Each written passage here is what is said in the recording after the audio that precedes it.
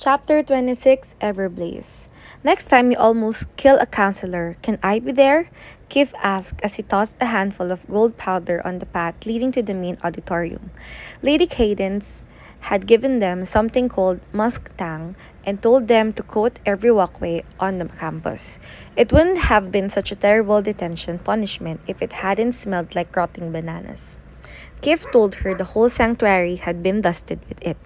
Another protection against ogres.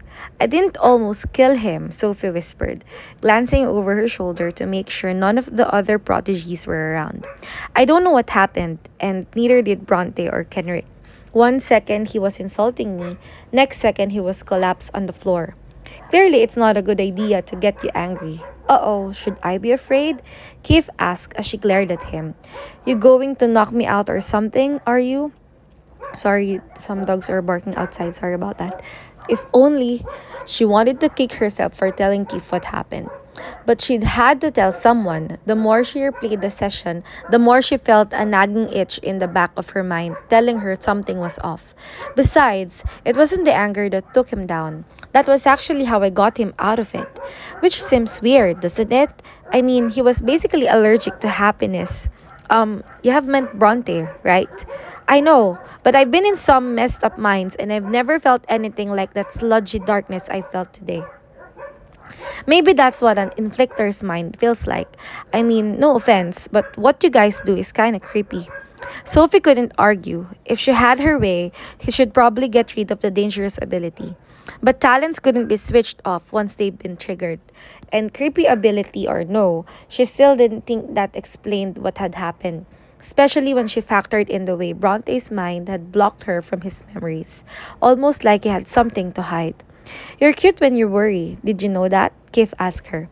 Sophie flung a handful of musktang at his feet, surrounding him in a cloud of stinky golden dust. He laughed as he coughed. Oh, it is so on. He pelted her with a giant handful, and Sophie struck back, nailing him in the shoulder before she took off running. Kif chased after her, hurling after handful as Sophie tried to swerve and duck. She was so busy launching counterattacks that she forgot to pay attention to where she was going.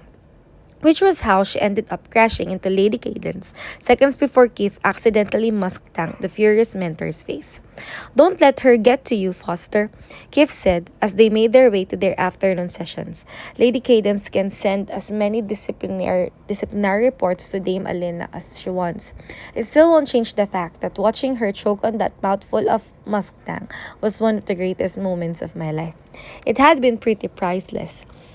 And the disciplinary report wasn't what was bothering Sophie, though she wasn't exactly thrilled about that. Lady Cadence had gone on and on about how, given the controversy surrounding Fintan sailing, Sophie should be working harder than ever to prove herself a well-behaved citizen in her world. But what Sophie wanted to know was, how did everyone know so many classified things? The information had to be leaking from someone in the nobility, and a lot of the things people had heard about were things only the counselors would know. What if Bronte's the one leaking secret information from the council, she whispered. That would explain why he didn't want me to look through his memories. But why would he do that? He's just causing himself problems. He's just causing more problems for himself. Maybe not. He also told me today that he didn't vote in favor of Fintan's healing. So maybe he's trying to stop it by getting the public all riled up against it. I guess. But it still feels like a stretch. Sorry about the dogs barking outside. Bronte is the longest standing member of the council, by a lot. I can't see him doing anything to undermine it. Sophie sighed. I wish there were some way to find out for sure. Oh, what if we're thinking of breaking into his office, Keith interrupted. You should know that the crystal castles are impossible to sneak into. Trust me, I tried several times when I was a kid. I wasn't going to suggest breaking and entering, but you're an empath, right? And empaths can detect lies. Only sort of. Lies aren't an emotion. All I can pick up on are the feelings that go with it, like the guilt and the stress and the worry. But if someone's a good enough liar, they know how to hide that. I pulled it off with my dad many times. Well, still, couldn't you test Bronte and see how he reacts? Maybe, but it's not like I have weekly counselor hangout time. And even if I did, as soon as I asked what about the leak, he'd know what I was doing. He was right. Bronte was far too grumpy and suspicious not to catch on. But he was also hiding something. She could feel it. There had to be a way to figure out what it was. Sophie came home to find her bedroom covered in boxes, each wrapped in opalescent, I don't know how to read that, opalescent paper, and tied with a sparkling pink bow. I know you're not that into clothes and dresses, Edeline said, popping out of Sophie's closet, carrying more boxes and nearly giving Sophie a heart attack. But I realized that we've never gone shopping together, and I've never really bought you anything, so tada! She tried to set her boxes down, but there was no more empty space. I might have gotten a little carried away. A little was putting it mildly. Sophie doubted the stores in Atlantis had anything left to sell, and she was pretty sure this was leftover guilt from Edeline giving Biana Julie's clothes. But it was nice of Edeline to think of her. Well, aren't you going to open them? Adeline asked, grabbing a wide rectangular package from the top of the nearest pile. Start with this one. It's my favorite. Her enthusiasm was infectious, and Sophie couldn't help smiling as she untied the glittering ribbon. Pink sparkles stuck to her fingers as she pulled open the box to find a sea of wispy lavender chiffon covered in diamonds and pearls. Isn't it gorgeous? Edeline asked. Most of the things I got are a bit simpler than this, since I know that's more your style. But I wanted you to have at least one special dress, and this one just reminded me so much of you. Hold it up. Let's see if I guess the right size. Edeline showered the floor with glitter as she pulled out the dress and held it against Sophie's shoulders. Sophie repressed a sigh when she realized it had a train, as if she didn't have a hard enough time walking without tripping. Edeline gasped, the color with your hair, it's... You look so much... She didn't finish the sentence, but Sophie knew how it ended. You look so much like Jolie. Lady Ruin, one of the gnomes called for downstairs, saving Sophie from having to figure out a reply. The new vermilion tunneled out of its pen again.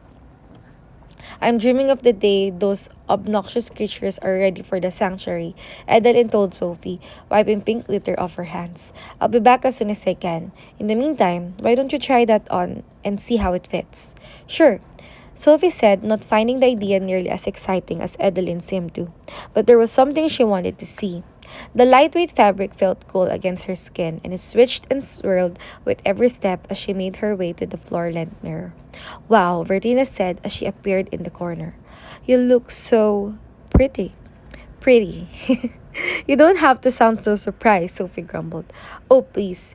You wear dull colors and never do anything with your hair. And don't get me started on your desperate need for lip gloss. And Sophie stepped out of range, making the tiny face disappear.